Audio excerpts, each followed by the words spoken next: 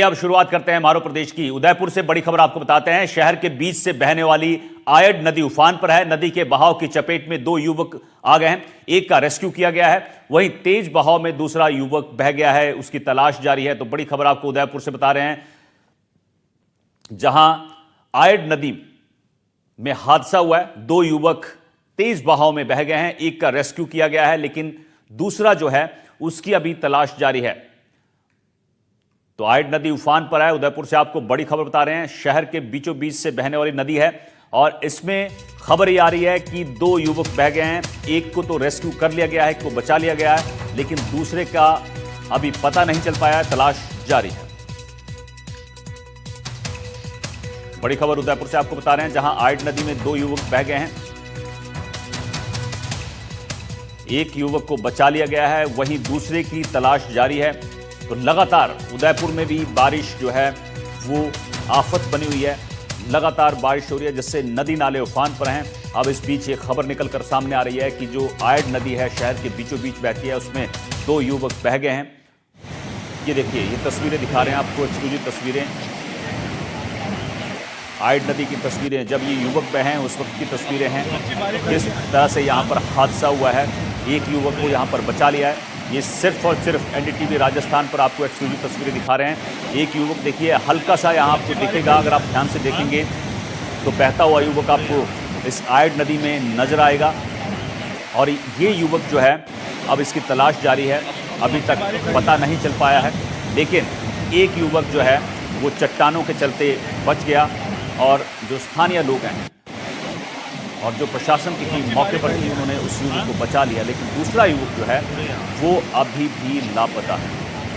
तो ये उदयपुर से आयड नदी की तस्वीरें दिखा रहे हैं, जहां एक हादसा हुआ है। दो युवक नदी में बह गए थे, एक युवक को बचा लिया है। चट्टानों की वजह से इसकी जिंदगी बच गई और फिर इसको बाहर निकाला गया, लेकिन दूसरा युवक जो है वो बह जाता है। तस्वीरें देखिए, एक्सक्लूसिव तस्वीरें आपको दिखा रहे हैं। विपिन हमारे सहयोगी उदयपुर से हमारे साथ इस खबर पर अपडेट के साथ जुड़े हुए हैं। विपिन, क्या कुछ ताजा जानकारी है? दूसरे युवक का रेस्क्यू कर लिया गया है, लेकिन एक युवक जो है वो अभी भी लापता है। क्या पता चल पाया है कि युवक?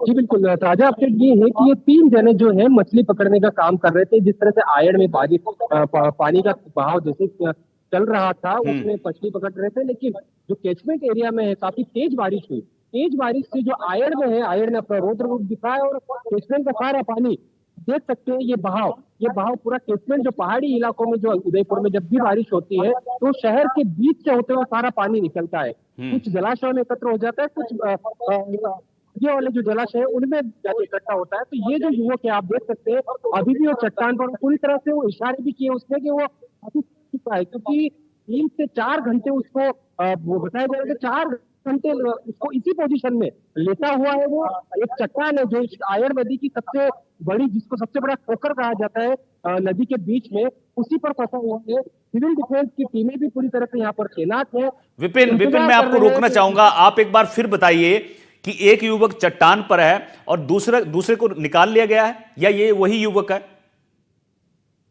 3 युवक थे, जिसमें से पहले बताया जा रहा था कि एक युवक बह के निकल गया आगे और इसको अभी तलाश कर रहे हैं। लेकिन अभी सिविल डिफेंस और सबसे बात की तो उनका कहना है कि 3 युवक थे, जिसमें से 2 खुद बहाव होने से पहले ही निकल गए थे और ये एकमात्र युवक है जो इसमें फंसा हुआ है। तो इसी को बचाने का प्रयास जो है लगातार सिविल डिफेंस, एसडीआरएफ और प्रशासन के तमाम सोर्सेस के द्वारा इसको किया जा रहा है। ठीक है, यानी ये तीसरा युवक है जो फंसा हुआ है। ठीक है, बिल्कुल। आप तस्वीरें भी दिखाते रहिए और अपनी बात पूरी करिए। सिविल डिफेंस के यहाँ पर वॉलंटियर है, जिनसे बात करेंगे कि अब किस तरह से आगे रेस्क्यू चल सकता है, क्या अब रेस्क्यू किस तरह से होगा, किस तरह से अब तैयारियां है अपनी। सर, अभी हमने हमारे इस पार से उस पार हम एक रस्सी बांधेंगे। बीओबी रोप होती है जो ऐसे टेस्टेड होती है, वो रोप, उस रोप को हम इसके बांधने के सारे, उसके बाद साथ साथ जो हम लाइफ जैकेट और लाइफ बॉय बांधेंगे, जिस करीब 20 या 25 इक्विपमेंट्स जो हो हम इसको बांध के भेजेंगे और उसमें से एक इसके पास पहुंचेगा और वो पहुंचते ही वो जैसे ही इसको पकड़ में लेगा और हम इसको विपरीत दिशा में इसको बाहर खींचेंगे। तो अब तक क्या क्या प्रयास किए गए? प्रयास हमने एक बार ड्रोन किया था, मगर एक बीच में लकड़ी का बड़ा गट्टा आ गया था। उस गट्टे ने हमारे रोप को तोड़ दिया था, जिस कारण रोप टूट गई और हमें वापस रस्सी को निकालना पड़ा।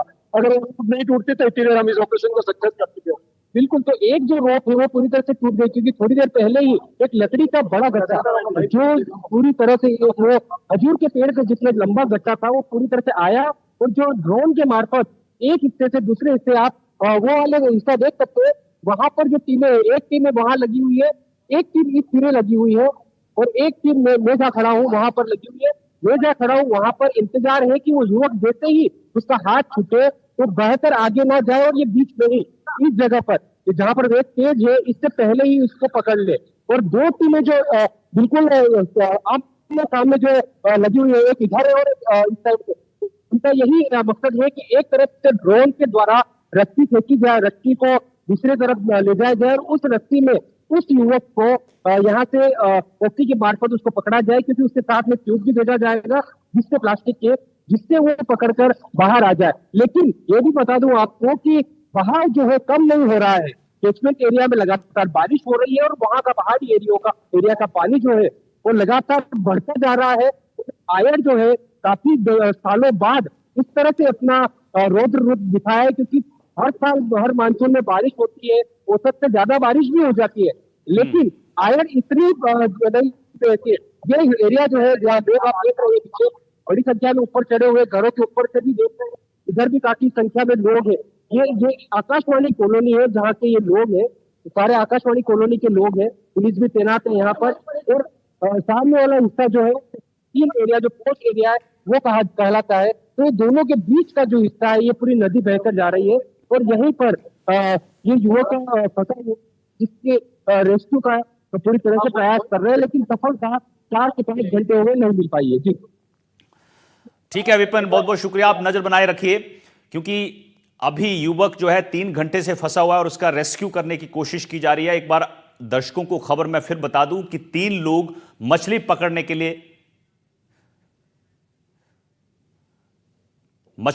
लिए गए थे, लेकिन उसमें से 2 बचकर निकल आए। लेकिन एक युवक अभी भी वहां पर चट्टान के सहारे वहां पर फंसा हुआ है। विपिन, आप सुन पा रहे हैं? विपिन, ये भी बताइए कि हादसा कितने बजे हुआ था और ये युवक कौन है, इनके बारे में क्या जानकारी मिल पा रही है? ये इन तीनों युवक की पहचान नहीं हो पाई, क्योंकि जो 2 युवक यहाँ के आसपास के लोग जो है वो कह रहे हैं कि जो 2 युवक थे वो निकल के भाग चुके हैं।